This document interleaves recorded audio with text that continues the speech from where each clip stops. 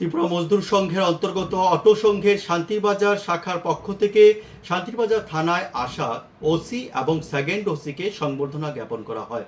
মূলত জিরানিয়া থানা থেকে বদলি হয়ে গিয়েছেন শান্তিরবাজার থানায় নতুন ওসি এবং সেকেন্ড ওসি। তাদের দুজনকেই সংবর্ধনা জ্ঞাপন অনুষ্ঠানের আয়োজন করা হয় শুক্রবার।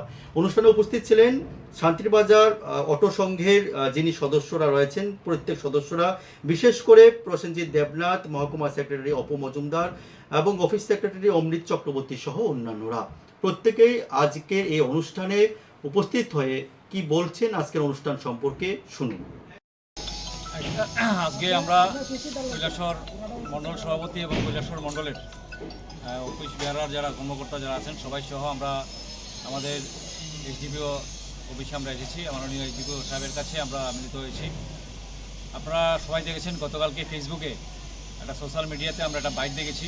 সেই বাইকটির মধ্যে একজন ব্যক্তি বলছেন যে 1000 টাকায় 4 কেজি পাওয়া যাবে আজকে সকালবেলা, এবং জায়গার ঠিকানা বলে একটা ফেসবুক লাইভ সেই জায়গার মধ্যে করা হয়েছে। এবং পরবর্তী সময় আমরা খোঁজখবর নিয়ে আমরা জানতে পারি যে আজকে সকালবেলা বাবুরবাজার থেকে কনকপুরের যে রাস্তা, বাবুরবাজার থেকে যে রাস্তাটা দক্ষিণ দিকে সুলতানপুর মফস্বর আলীর বাড়ি হয়ে কনকপুর পর্যন্ত এসেছে, সেই রাস্তার সেগুন বাগানটার পাশে ওইখানে গরু কাটা হচ্ছে এবং সেই গরুর মাংস 1000 টাকা 4 কেজি বিক্রি করা হচ্ছে এবং ওপেন সেই জায়গার মধ্যে সেটা বিক্রি করা হচ্ছে। এবং যিনি এই বক্তব্যটা রেখেছেন আমরা জানতে পেরেছি যে এখানে এলাকার মানুষ আমাদেরকে বলেছেন যে গত বছর দুর্গাপুজোর আগে এই যে বাবুরবাজারে আমাদের সর্বমঙ্গলা কালীবাড়িতে যে অ্যাটাক হয়েছে এবং আমাদের যে এই বাবুরবাজারে একটা মসজিদে আগুন লাগানো হয়েছে, এই কাণ্ডের সাথে সেই ব্যক্তিটা জড়িত, এটা এলাকার মানুষ আমাদেরকে বলছেন। এবং সেই ব্যক্তি নাকি ফেসবুকের মধ্যে সেই লাইভটা করেছেন। এটা জানার সাথে সাথেই আমাদের হিন্দু সমাজের সমস্ত অংশের মানুষের মধ্যে একটা তীব্র প্রতিক্রিয়া সেই জায়গার মধ্যে তৈরি হয়েছে। আমরা ভারতীয় জনতা পার্টির পক্ষ থেকে আমরা মাননীয় এসডিপিও সাহেবের কাছে আমরা মিলিত হয়েছি এবং পুলিশ সাথে সাথেই উদ্যোগ নিয়েছে। ওই জায়গার মধ্যে পুলিশ রেড করবার জন্য পুলিশকে পৌঁছে গেছে।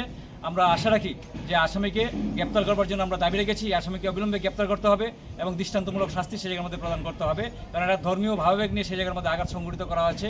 এবং গত বছর মসজিদের মধ্যে আগুন লাগিয়ে একটা সমাজের মধ্যে একটা বিশৃঙ্খল পরিবেশ সেই জায়গার মধ্যে তৈরি করার ক্ষেত্রে ওই ব্যক্তির একটা অবদান সেই জায়গায় ছিল। মানুষের কাছ থেকে সেটা আমরা জানতে পেরেছি, সেটাই আমরা এখানে প্রশাসনের কাছে তুলে ধরেছি। আমরা বিশ্বাস করি যে প্রশাসন সেখানে গুরুত্বপূর্ণ ভূমিকা গ্রহণ করবে। আমরাও পার্টির সেই বিষয়গুলোর উপর আমরা পরবর্তীতে নজর রাখবো।